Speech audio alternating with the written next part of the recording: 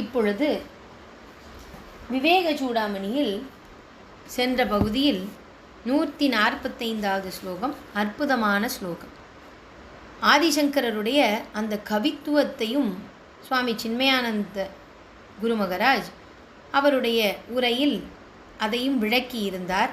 சிறப்பான ஒரு கவித்துவம், இத்தகைய ஒரு ஆழமான தத்துவார்த்தத்திலையும் அந்த கவித்துவத்தோடு எழுதி இந்த சம்சார சாகரம் எப்படி மனிதனை, இந்த உயிரை ஆட்கொள்கின்றது, பந்தப்படுத்துகின்றது என்பது. இந்த ஸ்லோகத்தில் அந்த ஸ்லோகத்தை மீண்டும் சிந்தித்துவிட்டு அதனுடைய உரையில் சுவாமி சின்மயானந்தர் சொல்லிய ஒரு விஷயத்தை இன்று விவரமாக பார்க்கின்றோம். முதலாவதாக அந்த 145வது ஸ்லோகம்.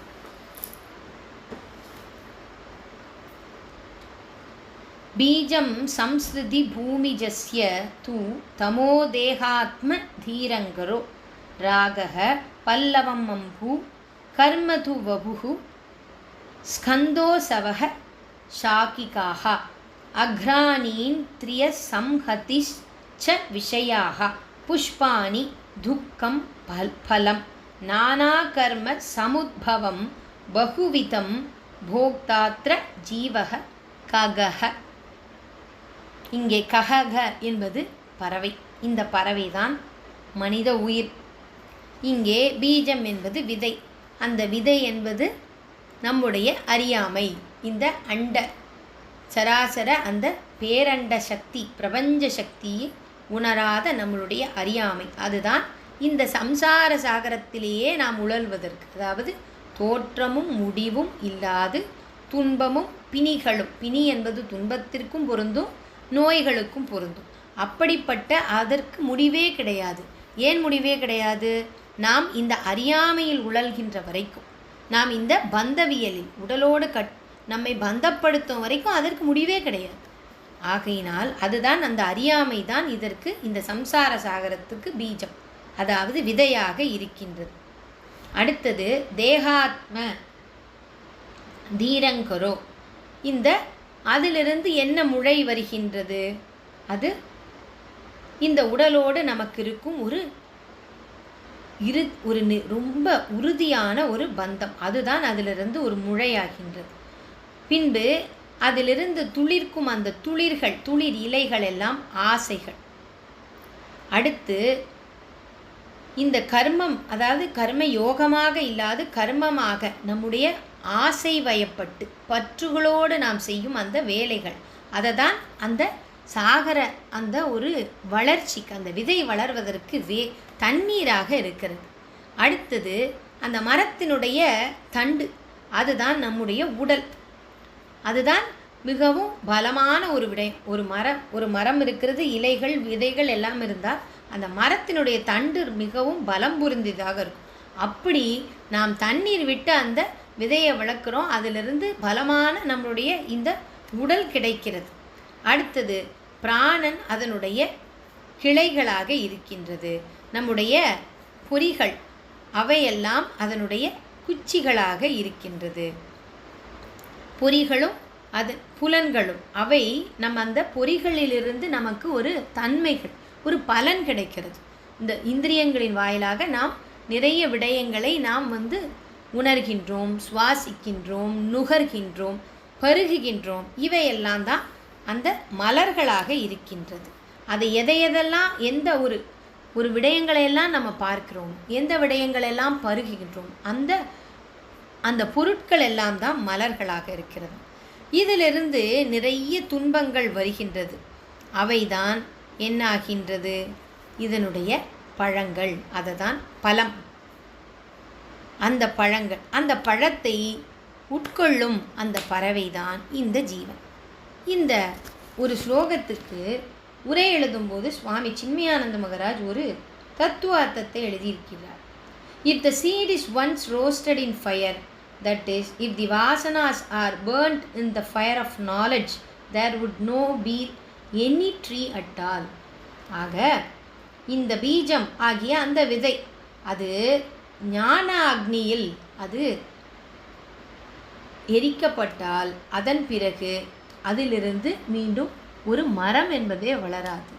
இந்த இடத்தில் நாயன்மார்களில் இளையான்குடி மாற நாயனார் அவருடைய புராணம் தான் நம்முடைய நினைவுக்கு வரும். அந்த இளையான்குடி மாற நாயனார் சிவகங்கையில் உள்ள அந்த இளையான்குடி ஊரில் பிறந்தவர். அவர் வேளாளர் குலத்தில் பிறந்தவர். எல்லா அடியார்களுக்கும் சிவனடியார்களுக்கு திரு அமுது பரிபாலனம் செய்தல், திரு அமுது படைத்தல், அதுதான் அவர் ஆற்றிய சிவத்தொண்டு. அவர் செல்வச் செழிப்போடு இருக்கும் பொழுதும் அதே தான் செய்தார். பின்பு வறுமையால் அவர் வாடும் பொழுதும் கூட எந்த ஒரு அடியார் தன் வீட்டிற்கு வந்தாலும் அவருக்கு திரு அமுது படைக்காமல் அவரும் அவருடைய மனைவியும் அவர்கள் உணவு எடுத்துக்கொள்ள மாட்டார்கள்.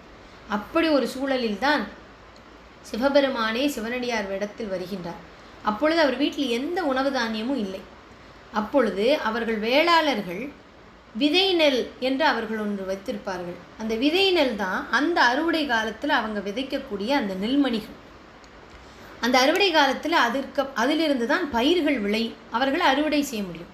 அது ஒரு ரொம்ப தெய்வீகத்தன்மை பொருந்தியதாக அவர்கள் போற்றுவது. அந்த விதை நெல்கள் மட்டும்தான் அவங்களுக்கு இருந்தது, அதுவும் நிலத்தில் இருந்தது. அதை போய் அந்த மழை அப்படி பெய்து கொண்டிருக்கிறது, அந்த மழையில் போய் அந்த இளையான்குடி மாறநாயனார் அந்த விதை நெற்களை விதைச்சதை போய் எடுத்துட்டு வந்து அதை என்ன செய்கிறார்கள், அவருக்கு அந்த யோசனையை சொன்னது அவருடைய மனைவி தான். அந்த அம்மா, அந்த மாதரசி அந்த விதை நெல்களை என்ன செய்கிறாங்க, வறுக்கிறார்கள். அந்த விதை நெற்களை வறுத்து விட்டால் அது மீண்டும் முளைக்காது. அதற்கு இந்த சித்தாந்த கோட்பாடிலும் இதே இந்த ஒரு தத்துவார்த்தத்தை எழுதியிருப்பாங்க. அதே போல அவர்களுடைய அந்த வினைகளும் அந்த விதையை வறுத்தது முளைக்காது போல அவர்களுக்கு வினைக்கும் இனிமே பலன் இருக்காது, வினை பலன் அற்று போகின்றது, அவர்களுடைய வாழ்க்கை அவர்களுக்கு முக்தி பேறு கிடைக்கும் அப்படிங்கிற இதே தத்துவத்தை அங்கேயும் நம்ம சிந்திக்கலாம். ஆகையினால நம்முடைய வேதமாகிய இந்த நாம் பவசாகரத்தை பற்றி பேசி கொண்டிருக்கிறோம். ஆனால் நம்முடைய இந்த வேதமாகிய மறைப்பொருள் அது ஒரு கடல் போன்றது.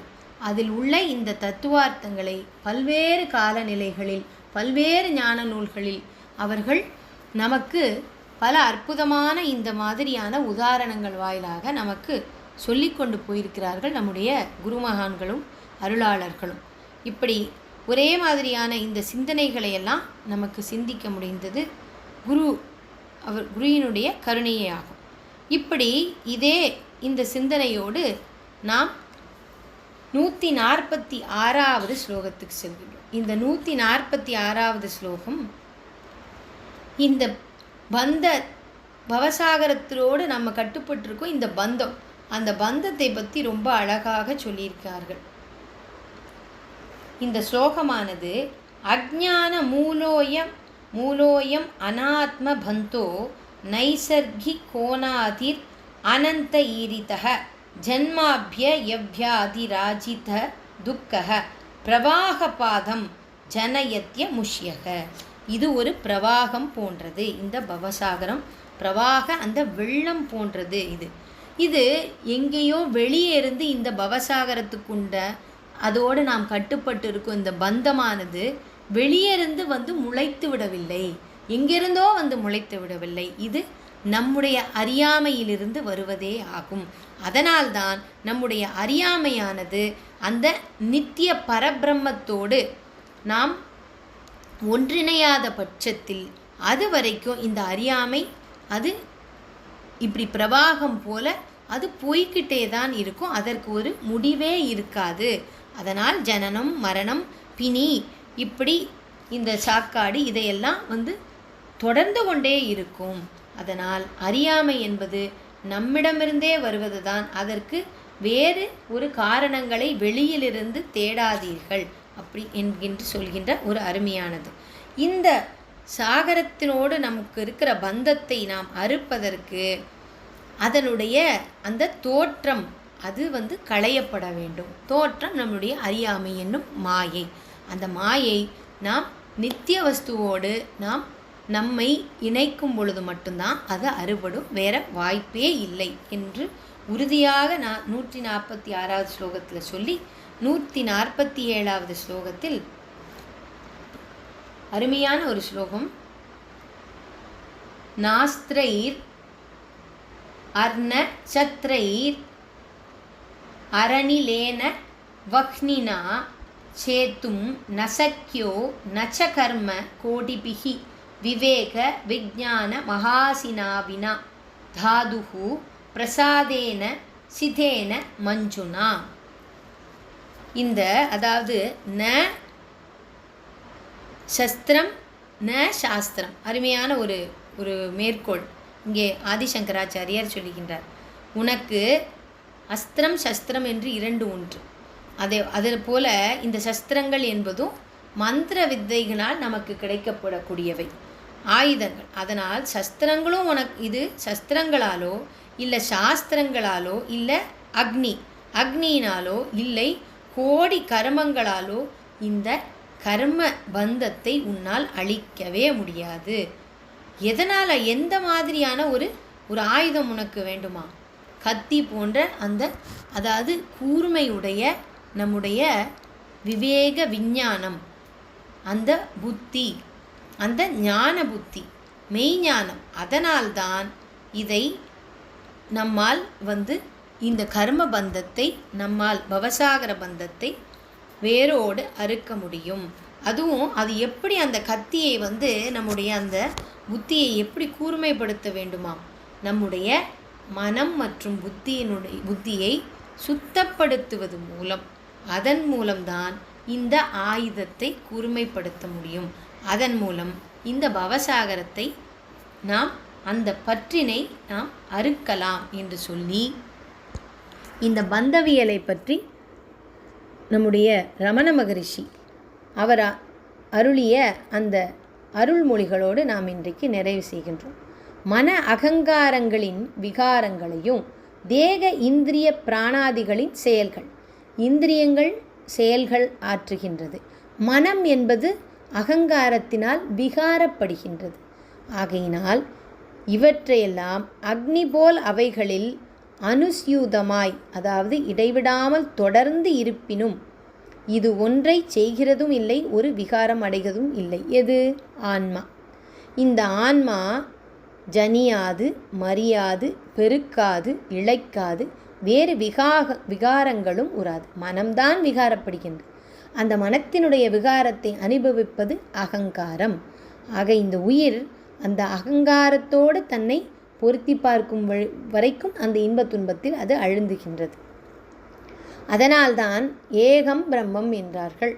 ஆகையினால் உள்ளிருந்து இயக்கும் ஒரு சக்தி, அந்த சக்தி இல்லை என்றால் இந்த உடல் வெறும் அந்த ஒரு சடம் போலத்தான். இப்போது மற்ற பொருட்கள், இந்த இந்திரியங்கள் எல்லாம் இருக்குது, அதையெல்லாம் ஜடப்பொருள் என்று சொல்லுகின்றோம். அதற்கு தான் இந்த சித்தாந்தத்தில் இந்த இந்திரியங்கள் ஜடப்பொருள்கள், அவற்றிற்கு அவை செயலாற்றும், ஆனால் தான் செயலாற்றுகின்றோம் என்பது அவருக்கு தெரியாது. அதற்கு யார் உத்தரவு கொடுக்குறா? இந்த மனிதன், அந்த உயிரானது அந்த உடம்பில் இருந்துட்டு உத்தரவு கொடுக்கிறது. இந்த மனிதனும் ஒரு வகையில் அந்த இந்திரியங்களை போல உள்ளவன் தான். எப்படி? அவன் இந்த இந்திரியங்களை எல்லாம் செயலாற்ற வைக்கின்றான். ஆனால் மனிதனுக்கு தான் யார், தன்னை இயக்குபவன் யார் என்பது மனிதனுக்கும் தெரியாது. அவன் சிற்றறிவு உடையவன். அதனால்தான் அவனால் ஒரு இந்திரியத்தை இயக்க முடியுது. ஆனால் அவனுக்கு தன்னுடைய நிலை என்ன? தான் ஆன்மா, தான் இந்த உடலோடு கட்டுப்பட்டவன், பந்தப்பட்டவன் அல்ல. தன்னுள் இருக்கும் ஒரு இயக்குகின்ற ஒரு சக்தி, ஒரு பேரண்ட சக்தி இருக்குது, சைத்தன்ய சக்தி இருக்குது என்பது மனிதனுக்கும் தெரியாது அப்படின்னு சொல்வார். அதைத்தான் இந்த ஆத்மா ஜனியாது, மறியாது, பெருக்காது, இழைக்காது, வேறு விகாரங்களும் உறாது. கடம் நசிக்கினும் நசியாத கடாகாசம் போல இத்தேகம் மறுக்கினும் மரணமுறாத நித்திய சொரூபம்தான் இந்த ஆன்மா. இந்த பந்தவியலை பற்றி சொல்லும் பொழுது பிரகிருதி காரணமாக இருக்கிறது, விக்கிருதி அதனுடைய காரியங்கள், அவைக்கு விலட்சணமாய் சுத்த ஞான சொரூபமாய் சத்து அசத்துகளை பிரகாசிப்பது நிர்விசேஷமாய் அவஸ்தைகளில் கட்டுண்டு புத்திக்கு சாட்சியாய் இருந்து அகம் எனவே நித்திய அபரோக்ஷமாக பிரகாசிக்கும் அந்த பரமாத்மாவை ஏகாக்கிர சித்தத்தால் இந்த நான் பிரம்மம் என்ற அனுபவமாக அறி. இது ஒரு அனுபவம், அது ஒரு இருப்பு நிலை. அந்த நிலையை நாம் அவஸ்தைகளில், நாம் வெவ்வேறு அவஸ்தைகளில் இருக்கும்போது ஆன்மா, அந்த உயிரானது உடலோடு புரிந்திருக்கும் போது அறிய முடியாது. அதனால தான் ஜாக்கிரதை அவஸ்தைங்கிறார். ஜாக்கிரதை என்பது விழிப்பு நிலை. அந்த நிலையில் நம்ம இப்படி வேறுபட்ட சிந்தனைக்கு உள்ளாக மாட்டோம். அந்த பிரபஞ்ச சக்தியோடு நாம் ஒன்றிணைஞ்சு அந்த அனுபவத்தை அறிகின்ற அந்த ஒரு நிலை தான் விழிப்பு நிலை என்று சொல்லப்படுகின்றது. அது சுத்த ஞான சொரூபத்தை நாம் அனுபவிக்கும் ஒரு நிலை. இந்த நிலையில் ஆன்மாவை சூரியனை ராகு மறைத்தல் போலவே தமோமயமான ஆவரண சக்தி மறைக்கின்றது. புருஷன் தன் சுரூப ஞானத்தை மறந்து மோகமா முதலையால் விழுங்கப்பட்டவன் ஆகின்றான். அந்த மோகத்தால் தானல்லாத சரீரத்தை தானாக எண்ணி காம குரோதாதிகளுடன் கூடி புத்தி கெட்டு அந்த புத்தியின் அவஸ்தைகள் அனைத்தையும் தன்னதாக அபிமானித்து அதனால் விஷம் நிரம்பிய அபார சம்சார சமுத்திரத்தில் அமிழ்ந்து எழுந்தும் ஓர் கதியின்றி பிரமிக்கும்படி ரஜோகண விக்ஷேப சக்தி. நம்ம ஏற்கனவே இதில் போன வாரம் பகுதியில் சிந்தித்தோம். ரஜோகணம் விக்ஷேப சக்தி, ஆவரண சக்தி தமோகுணம். தமோகுணம் மறைக்குது, விக்ஷேப சக்தி அகங்காரத்தை தூண்டுகிறது, மகத்தான துன்பம் செய்து விக்கின்றது. சூரியனது கிரணத்தினால் உண்டான மேக பங்கிகள் அந்த சூரியனை மறைத்து படர்ந்து விருத்தியாதல் போல ஆத்மாவில் அஜ்ஞானத்தால் உண்டான அகங்கார பந்தம் அந்த ஆத்மாவை மறைத்து தானும் விருத்தியாகின்றது. மழைக்காலத்தில் மேகங்களால் சூரியன் மறைப்பட்ட தினத்தில் பனியும் குளிர்காற்றும் அதிகமாய் ஜனங்களுக்கு துன்பம் தருவது போல தமோகுண ஆவரண சக்தி ஆத்மாவை மறைக்கும்போது ரஜோகுண விக்ஷேப சக்தி அஜ்ஞானியை மோகத்தால் தானல்லாத தேகம் தானாக அந்த தேகம் தன்னுடையதே அல்ல, ஆனால் அதை தான் என்று நினைத்து மயங்கச் செய்து நானாவித துக்கங்களால் மிகவும் துன்புறச் செய்கின்றது. இந்த இரண்டு சக்தி, தமோகணமாகிய ஆவரண சக்தி, ரஜோகணமாகிய விக்ஷேப சக்தி, இவைகளாலுமே புருஷனுக்கு பந்தம் வந்தடைவது ஆகும். ஆக இந்த பந்த இயலுக்கு அடிப்படை இந்த குணங்கள் என்று சொல்லி, இந்த குணங்களோடு பந்தப்படாது இருக்கிறதுக்கு நாம் கர்மத்தை ஒரு யஜ்ஞமாக செய்ய வேண்டும் என்று பகவத்கீதையிலும் அருளி இருக்கிறார் கிருஷ்ணர். ஆக இந்த சிந்தனைகளோடு இதை நாம் இன்று சிந்திப்பதற்கு அருள் செய்த குருமகான்களினுடைய பாதாரவிந்தங்களை வணங்கி இன்றைய பகுதியை நிறைவு செய்கின்றோம். நன்றி, வணக்கம். திருச்சிற்றம்பலம்.